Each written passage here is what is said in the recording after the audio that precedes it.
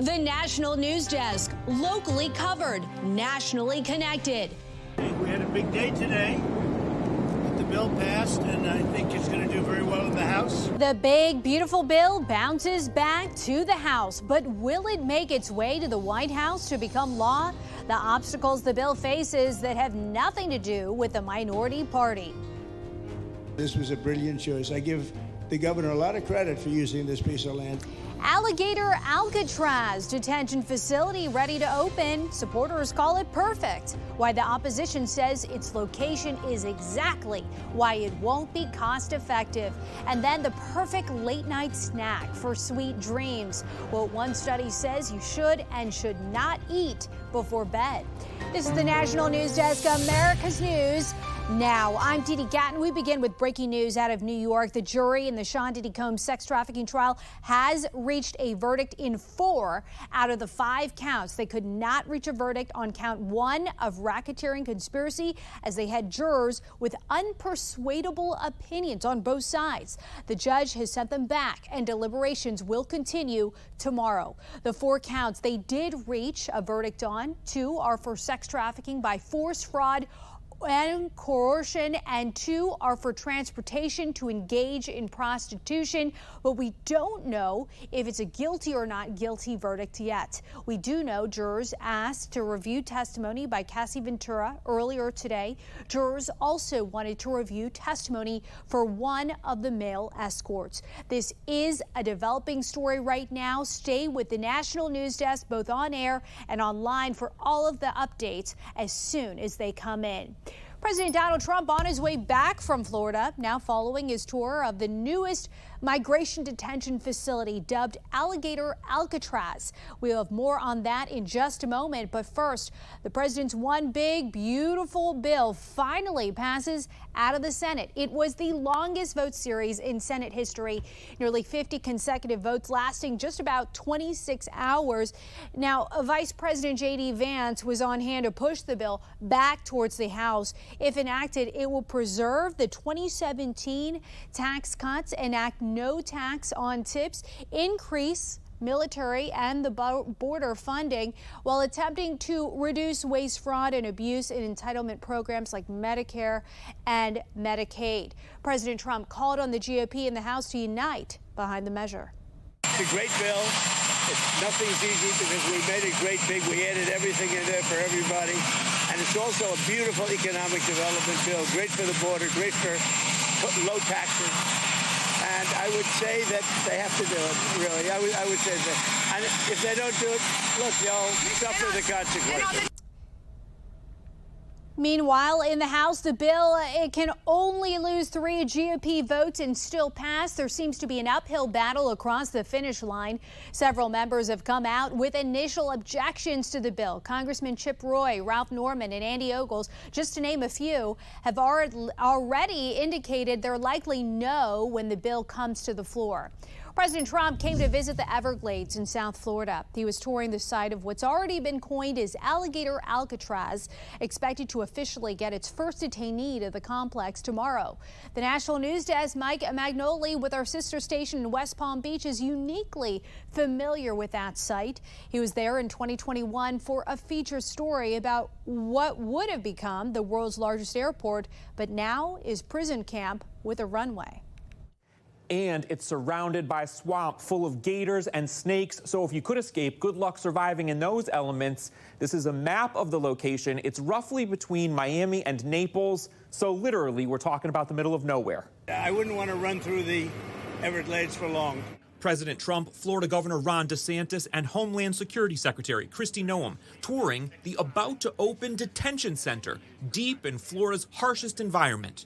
Alligator Alcatraz will have thousands of beds in what looks like a military camp.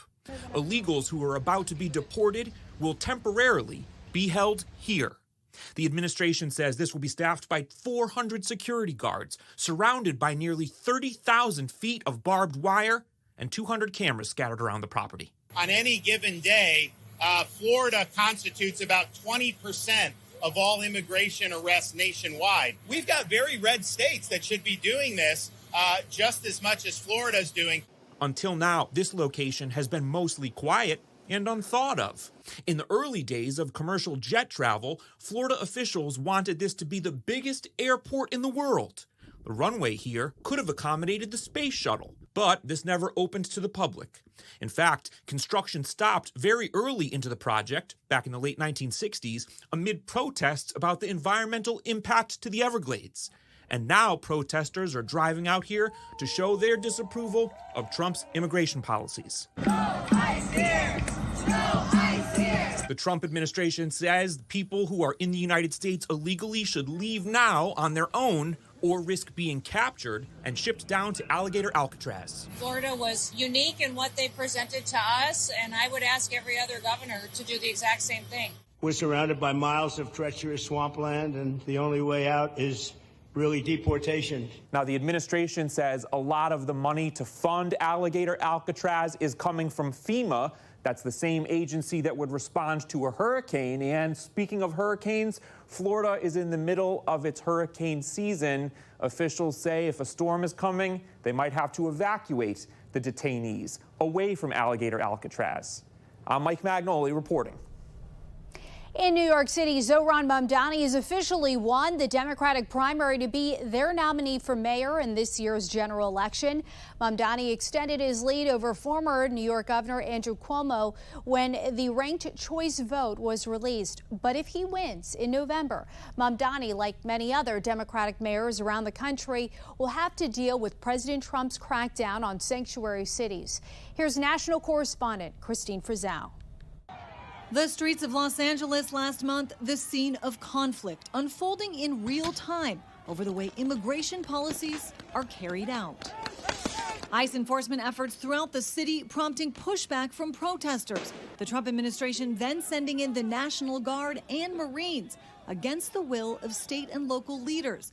Clashes now playing out in court. This new lawsuit, which specifically names the city, Mayor Karen Bass, and the city council, asserts Los Angeles sanctuary laws, quote, intentionally discriminate against the federal government by treating federal immigration authorities differently, claiming the supremacy clause allows state laws to be preempted for laws passed by Congress to be enforced. We had to send out DEA, FBI, ATF, our U.S. Marshals, jeopardize their safety to help enforce the laws of Los Angeles.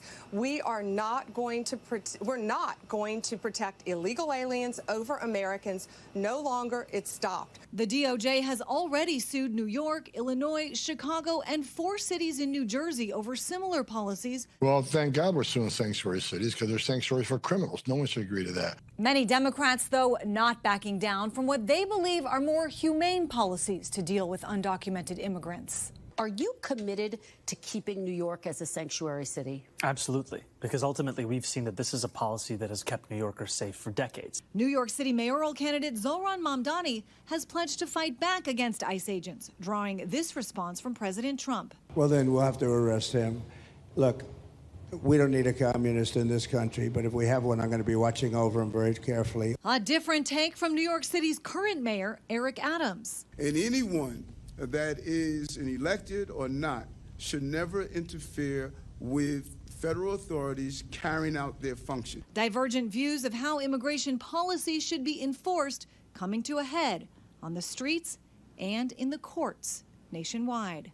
I'm Christine Frizzell for the National News Desk. Idaho residents are honoring the 2 firefighters killed in an ambush on Sunday. Today, the Coeur d'Alene community held a procession of first responder vehicles. Authorities identified the victims as 52-year-old Battalion Chief John Morrison and 42-year-old Chief Frank Harwood. They were shot while responding to a brush fire. Police believe the fire was set intentionally by the suspect. A multi-state takedown of a North Korean fraud scheme just announced by the Justice Department. Officials say several people were indicted and dozens of laptop farms, money laundering accounts, and fake websites were disrupted. North Koreans are focused on using fake IDs to get remote American tech jobs, to steal sensitive data and virtual currency, funneling money into illegal North Korean programs. Officials are still searching for more suspects. It is July 1st, and across the country, hundreds of new state laws are now in effect today. Of the many laws now active, some conservative states move in line with President President Trump's vision for America that emphasizes merit and supporting women's rights. For example, Indiana and Mississippi have new laws removing diversity, equity, and inclusion from public colleges as well as state agencies. Now, Kansas joins 24 other states in banning all general changing medical treatments for minors. Indiana and Georgia, they are the newest states to ban biological men playing in women's sports. Iowa removed gender identity as a protected class from its civil rights code. Now, this change in Iowa is being met with some pushback from the LGBTQ community, who may consider changing where they live. It just keeps getting harder and harder as a trans person to feel like other people want me in the state, especially our elected officials. I need to go to Minnesota probably for healthcare anyway, but the option of staying in Iowa longer than I have to is not an option. Thousands of Philadelphia city workers are on strike today asking for an 8% raise annually. The American Federation of State, County, and Municipal Employees announced the strike for District Council 33. The mayor says the city offered its best 13% raise over her 4-year term. Parker says the city is willing to resume negotiations with the union. The family of Kaylee Gonzalez, one of the students killed at the University of Idaho, says the suspect's plea deal to avoid the death penalty was shocking and cruel. This isn't what we should be doing. You don't deal with terrorists, and you don't deal with people who kill your kids in their sleep. So we'll never see this as justice. Brian Koberger is expected to plead guilty to murder in the stabbing of 4 students in 2022. A hearing set for tomorrow. Coming up, what the Federal Reserve Chair just said about when he expects to cut interest rates as the president continues to criticize him. Then, how much you can expect to pay for gas this 4th of July if you're planning on hitting the road. Then later, the state that could ban city and county gun buyback programs. We're back in 90 seconds.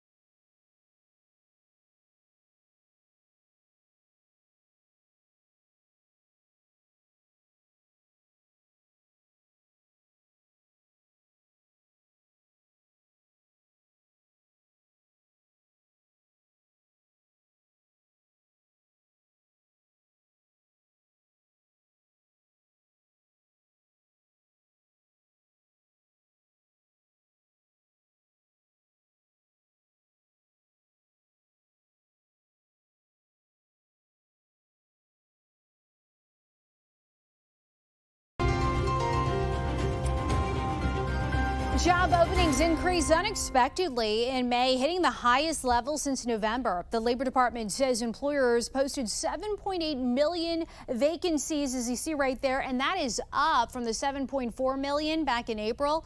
It suggests the job market is holding steady despite some economic uncertainty. The June jobs report is due out Thursday morning. The Dow is up 400 points today, closing at just over 44,494. Investors moved out of tech stocks and responded to the Senate's passage of President Trump's budget bill, along with new comments from Fed Chair Jerome Powell. President Trump continues to put pressure on the Federal Reserve to cut interest rates when it meets next at the end of the month.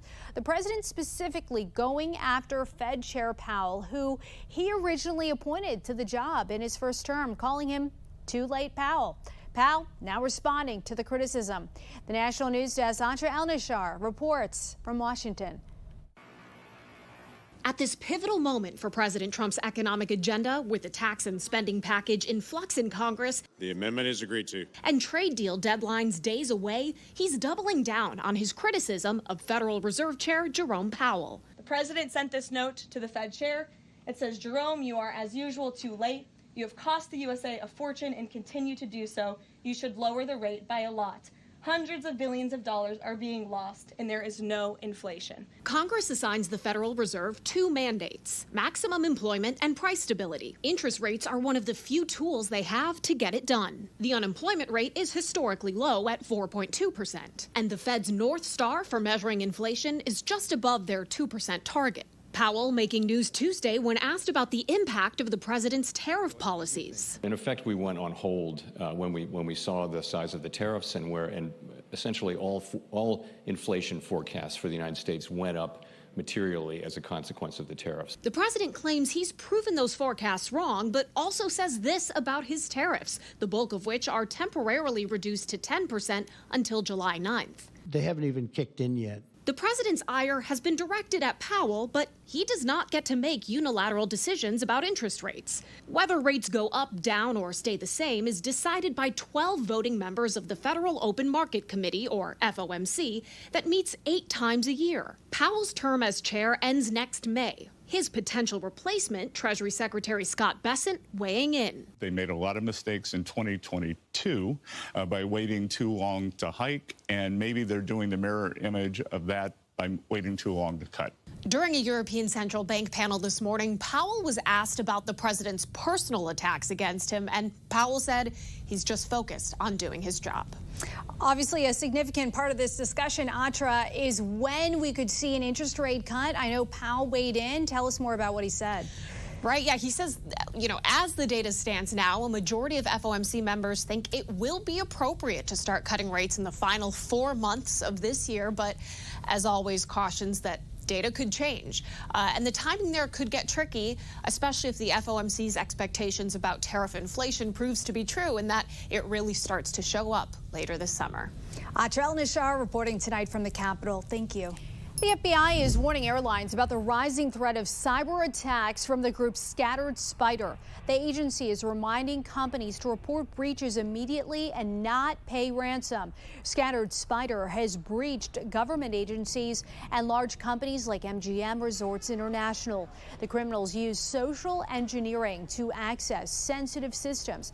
And this all comes as a record number of people are expected to travel for the 4th of July this year. According to AAA, nearly 62 million Americans will travel by car, a 2.2% increase from last year. So you will definitely have company. But luckily for the drivers, as you take a look right here, gas prices, they are down to a 4-year low. Gas Buddy expects a gallon of gas to cost between $3.10 and $3.15 on average, down from $3.49 last year, the silver lining. AAA does say travel by bus, train, or cruise will increase by over 7%. TSA expects to screen over 18.5 million travelers at airports. This Sunday will likely be the busiest day. Starting today, moviegoers will see more commercials at AMC theaters. The chain announced a deal last month with ad platform National Cinemedia. AMC says the ads can last up to half an hour. The company aims to boost profits following its worst first quarter earnings since 1996, excluding the pandemic. Regal Cinemas and Cinemark Theaters took similar steps a few years ago. New Tinder users in California now have to use facial recognition technology to verify their accounts, according to Axios. The goal is to cut down on fake accounts and bots. The app will analyze a video selfie of the user, then delete it. Tinder's parent company said it selected California as a test because of its size, demographics, and safety and privacy laws.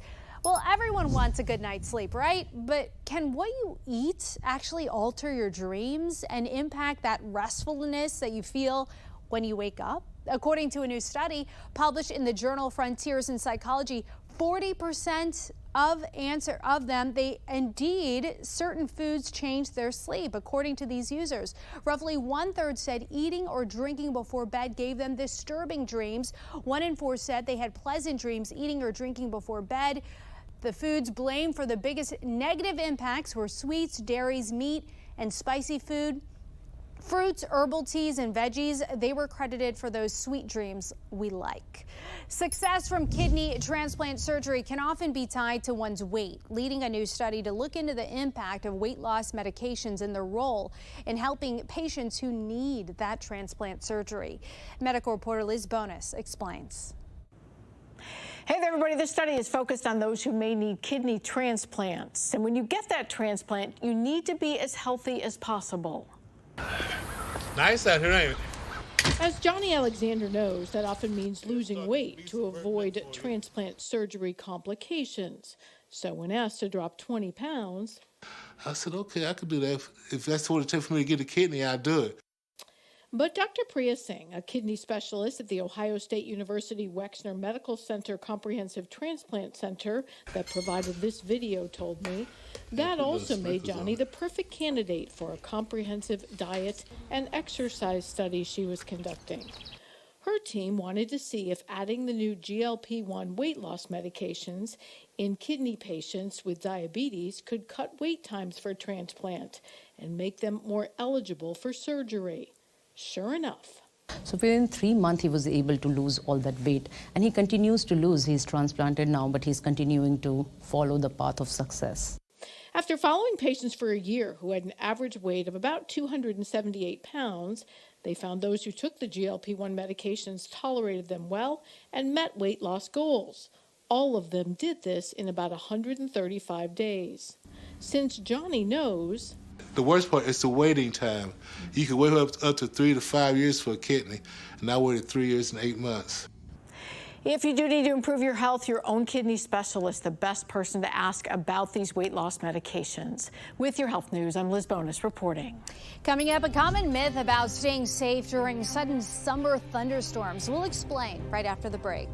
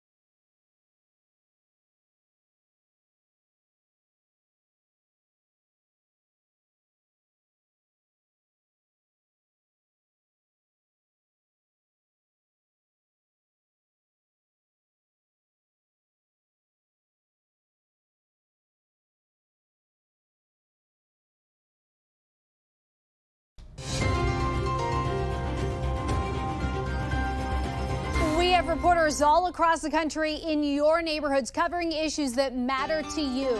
We are taking the pulse of America. And we start in Texas, where a bill would ban city and county gun buyback programs. House Bill 3053, signed by Governor Greg Abbott, bans city and county-run gun buyback programs. These are firearms that the community does not want around. They have them laying around, and sometimes they're not properly secured. El Paso County has held annual buybacks offering gift cards for turned-in firearms. You come up, you return your firearm, we give you a gift card, and you can remain anonymous. These firearms will not be used again by anybody else because they are destroyed. But local Republican leaders say the events don't actually reduce crime. They've not had any effect on reducing crime as far as gun crime in El Paso. With only $700 and a dream, Mohammed Al-Haik was this close to welcoming people inside Mr. Haik's Fish and Chicken. I'm coming in America. I have big dream I want to open restaurant. I want to open more business. He immigrated from Jordan in 2017. Al-Haik says he took on any job to save up, including washing dishes, cutting hair, and shoveling snow. When he found the place on Springfield Pike, it needed work. But he was okay with putting in some elbow grease. Al-Haik says you couldn't tell all he'd done after vandals struck last Tuesday. He estimates the damage is around $35,000. He's started a GoFundMe, and people have been sharing his story on social media. Everyone, you have a dream, don't stop.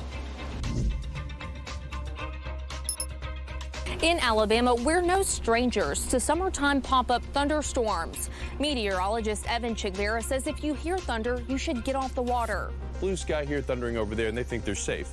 But if you hear thunder, you can be struck. ABC 3340 meteorologist Evan Chigbera calls this a bolt from the blue. These thunderstorms are so active that you'll have these arcs of lightning come out, and they're very, very common in these open areas like lakes, ballparks, any open fields. Chigbera noted most lightning is cloud to cloud, around 80%. But what does reach the ground is extremely powerful. While being in or around a body of water, think about having some type of radar app to determine where storms are and if shelter is needed. Coming up, the clothing company coming after Costco for allegedly selling cheap knockoffs of its products. We'll explain right after this.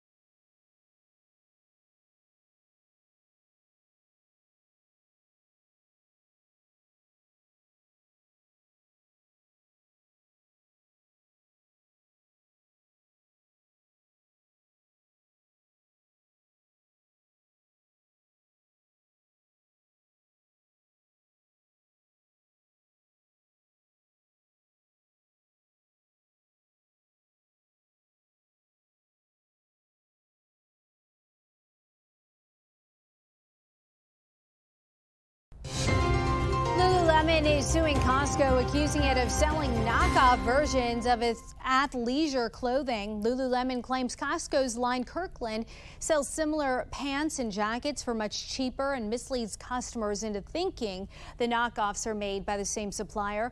Lululemon wants monetary damages and for Costco to stop selling the products. Costco did not comment on the lawsuit. That's going to do it for us for this edition of the National News Desk. I'm Dee Dee Gatton. Thanks for watching. We'll see you again tonight at 10.